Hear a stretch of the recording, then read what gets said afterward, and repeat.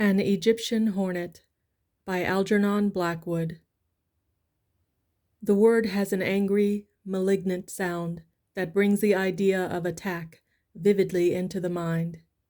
There is a vicious sting about it somewhere. Even a foreigner, ignorant of the meaning, must feel it. A hornet is wicked. It darts and stabs. It pierces, aiming without provocation for the face and eyes. The name suggests a metallic droning of evil wings, fierce flight, and poisonous assault. Though black and yellow, it sounds scarlet. There is blood in it. A striped tiger of the air, in concentrated form. There is no escape if it attacks. In Egypt, an ordinary bee is the size of an English hornet, but the Egyptian hornet is enormous. It is truly monstrous, an ominous, dying terror. It shares that universal quality of the land of the Sphinx and pyramids, great size. It is a formidable insect, worse than the scorpion or tarantula. The Reverend James Milligan, meeting one for the first time, realized the meaning of another word as well, a word he used prolifically in his eloquent sermons: devil. One morning in April, when the heat began to bring the insects out, he rose as usual betimes and went across the wide stone corridor to his bath. The desert already glared in through the open windows. The heat would be afflicting later in the day, but at this early hour, the cool north wind blew pleasantly down the hotel passages. It was Sunday, and at 8:30 he would appear to conduct the morning service for the English visitors. The floor of the passageway was cold beneath his feet in their warm native slippers of bright yellow. He was neither young nor old. His salary was comfortable. He had a competency of his own, without wife or children to absorb it. The dry climate had been recommended to him, and the big hotel took him in for next to nothing. And he was thoroughly pleased with himself, for he was a sleek, vain, pompous, well-advertised personality, but mean as a rat. No worries of any kind were on his mind as, carrying sponge and towel, scented soap and a bottle of Scrubb's ammonia, he traveled amiably across the deserted, shining corridor to the bathroom. And nothing went wrong with the Reverend James Milligan until he opened the door and his eye fell upon a dark, suspicious-looking object clinging to the window pane in front of him. And even then, at first, he felt no anxiety or alarm, but merely a natural curiosity to know exactly what it was, this little clot of an odd-shaped, elongated thing that stuck there on the wooden framework, 6 feet before his aquiline nose. He went straight up to it to see, then stopped dead. His heart gave a distinct, unclerical leap. His lips formed themselves into unregenerate shape. He gasped, "Good God, what is it?"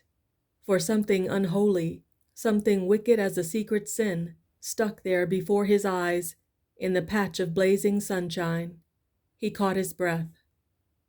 For a moment he was unable to move, as though the sight half fascinated him. Then, cautiously and very slowly, stealthily in fact, he withdrew towards the door he had just entered. Fearful of making the smallest sound, he retraced his steps on tiptoe. His yellow slippers shuffled. His dry sponge fell and bounded till it settled, rolling close beneath the horribly attractive object facing him. From the safety of the open door, with ample space for retreat behind him, he paused and stared. His entire being focused itself in his eyes. It was a hornet that he saw. It hung there, motionless and threatening, between him and the bathroom door, and at first he merely exclaimed below his breath, "Good God, it's an Egyptian hornet." Being a man with a reputation for decided action, however, he soon recovered himself. He was well schooled in self-control. When people left his church at the beginning of the sermon, no muscle of his face betrayed the wounded vanity and annoyance that burned deep in his heart. But a hornet sitting directly in his path was a very different matter. He realized in a flash that he was poorly clothed, in a word, that he was practically half naked. From a distance, he examined this intrusion of the devil. It was calm and very still. It was wonderfully made, both before and behind. Its wings were folded upon its terrible body, long sinuous things, pointed like temptation, barbed as well, stuck out of it. There was poison and yet grace in its exquisite presentment. Its shiny black was beautiful, and the yellow stripes upon its sleek, curved abdomen were like the gleaming ornaments upon some feminine body of the seductive world he preached against. Almost he saw an abandoned dancer on the stage, and then, swiftly in his impressionable soul, the simile changed, and he saw instead more blunt and aggressive forms of destruction. The well-filled body, tapering to a horrid point, reminded him of those perfect engines of death that reduce hundreds to annihilation unawares, torpedoes, shells, projectiles crammed with secret, desolating powers. Its wings, its awful, quiet head, its delicate, slim waist, its stripes of brilliant saffron, all these seemed the concentrated prototype of abominations made cleverly by the brain of man and beautifully painted to disguise their invisible freight of cruel death. "Bah!" he exclaimed, ashamed of his prolific imagination. "It's only a hornet after all, an insect." And he contrived a hurried, careful plan. He aimed a towel at it, rolled up into a ball, but did not throw it. He might miss. He remembered that his ankles were unprotected. Instead, he paused again, examining the black and yellow object in safe retirement near the door, as one day he hoped to watch the world in leisurely retirement in the country. It did not move. It was fixed and terrible. It made no sound. Its wings were folded. Not even the black antennae, blunt at the tips like clubs, showed the least stir or tremble. It breathed, however. He watched the rise and fall of the evil body. It breathed air in and out as he himself did. The creature, he realized, had lungs and heart and organs. It had a brain. Its mind was active all the time. It knew it was being watched. It merely waited. Any second, with a whiz of fury, and with perfect accuracy of aim, it might dart at him and strike. If he threw the towel and missed, it certainly would. There were other occupants of the corridor, however, and a sound of steps approaching gave him the decision to act. He would lose his bath if he hesitated much longer. He felt ashamed of his timidity, though pusillanimity was the word thought selected, owing to the pulpit vocabulary it was his habit to prefer. He went with extreme caution towards the bathroom door, passing the point of danger so close that his skin turned hot and cold. With one foot gingerly extended, he recovered his sponge. The hornet did not move a muscle. But it had seen him pass. It merely waited. All dangerous insects had that trick. It knew quite well he was inside. It knew quite well he must come out a few minutes later. It also knew quite well that he was naked. Once inside the little room, he closed the door with exceeding gentleness, lest the vibration might stir the fearful insect to attack. The bath was already filled, and he plunged to his neck with a feeling of comparative security.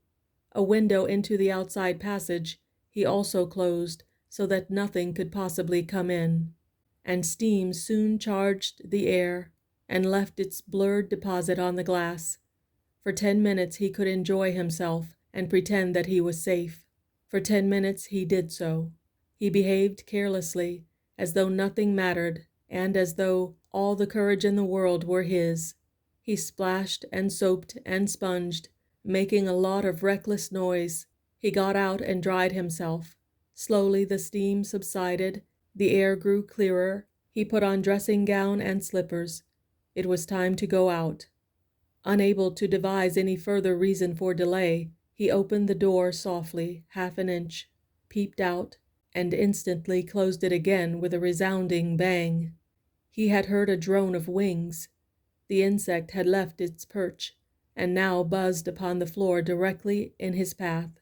The air seemed full of stings. He felt stabs all over him. His unprotected portions winced with the expectancy of pain.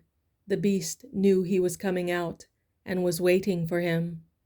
In that brief instant, he had felt its sting all over him, on his unprotected ankles, on his back, his neck, his cheeks, in his eyes, and on the bald clearing that adorned his Anglican head. Through the closed door he heard the ominous, dull murmur of his striped adversary as it beat its angry wings. Its oiled and wicked sting shot in and out with fury. Its deft legs worked. He saw its tiny waist already writhing with the lust of battle. Ugh! That tiny waist! A moment's steady nerve, and he could have severed that cunning body from the directing brain with one swift, well-directed thrust, but his nerve had utterly deserted him. Human motives, even in the professedly holy, are an involved affair at any time.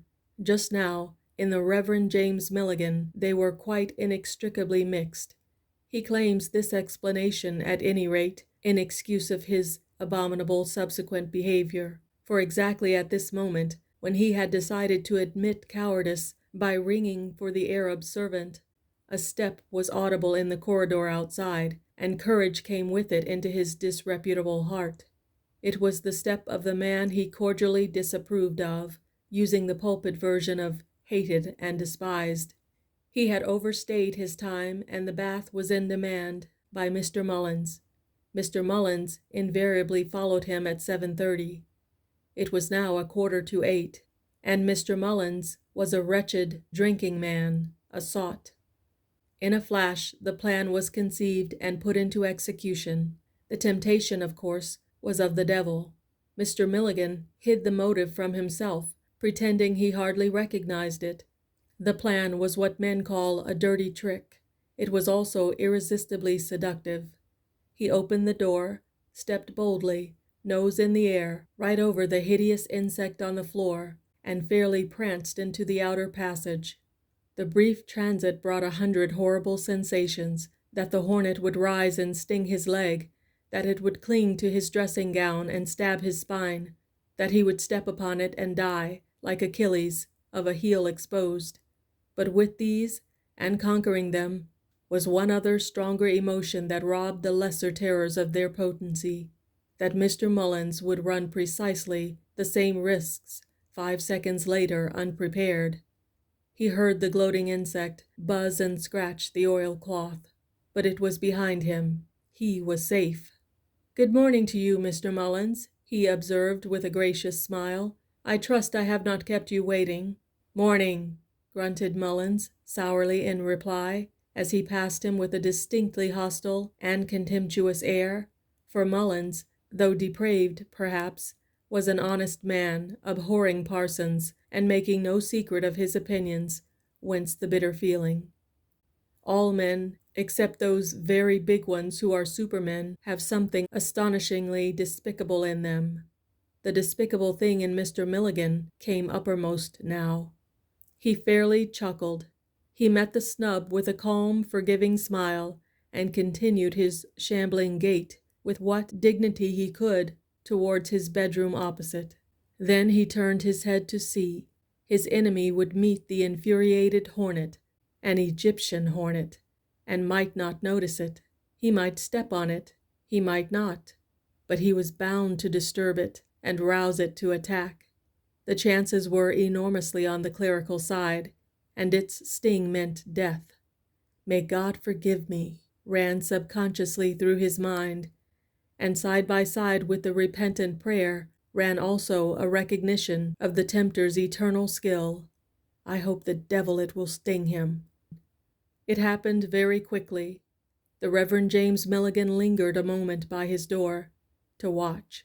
He saw Mullins, the disgusting Mullins, step blithely into the bathroom passage. He saw him pause, shrink back, and raise his arms to protect his face. He heard him swear out aloud, "What's the damn thing doing in here? Have I really got him again?" And then he heard him laugh, a hearty, guffawing laugh of genuine relief. "It's real!" The moment of revulsion was overwhelming. It filled the churchly heart with anguish and bitter disappointment. For a space he hated the whole race of men. For the instant Mr. Mullins realized that the insect was not a fiery illusion of his disordered nerves, he went forward without the smallest hesitation. With his towel he knocked down the flying terror. Then he stooped. He gathered up the venomous thing his well-aimed blow had stricken so easily to the floor. He advanced with it, held at arm's length, to the window. He tossed it out carelessly. The Egyptian hornet flew away uninjured, and Mr. Mullins, the Mr. Mullins who drank, gave nothing to the church, attended no services, hated parsons, and proclaimed the fact with enthusiasm, this same detestable Mr. Mullins went to his unearned bath without a scratch. But first he saw his enemy standing in the doorway across the passage, watching him, and understood. That was the awful part of it. Mullins would make a story of it, and the story would go the round of the hotel. The Reverend James Milligan, however, proved that his reputation for self-control was not undeserved. He conducted morning service half an hour later with an expression of peace upon his handsome face. He conquered all outward sign of inward spiritual vexation. The wicked, he consoled himself, ever flourish like green bay trees.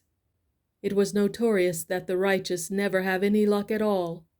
That was bad enough, but what was worse, and the Reverend James Milligan remembered for very long, was the superior ease with which Mullins had relegated both himself and Hornet to the same level of comparative insignificance. Mullins ignored them both, which proved that he felt himself superior, infinitely worse than the sting of any hornet in the world. He really was superior. End of An Egyptian Hornet by Algernon Blackwood.